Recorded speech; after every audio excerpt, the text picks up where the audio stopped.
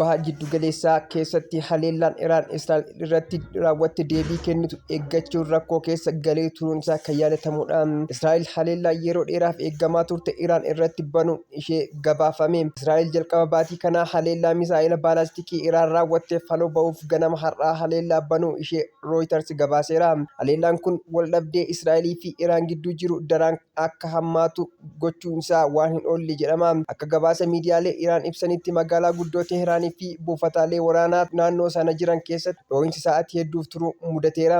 Haa ta'u malee haleellaa kanaan miidhaan irra ga'es baay'ee akka hin taanetu himama. Televezyiiniin mootummaa Israa'el kanaan dura haleellaa qilleensaa marsaa 3 xumuramuu fi milkaa'ina gaariidhaan akka xumurame ibsa isaa Reuters gabaaseera.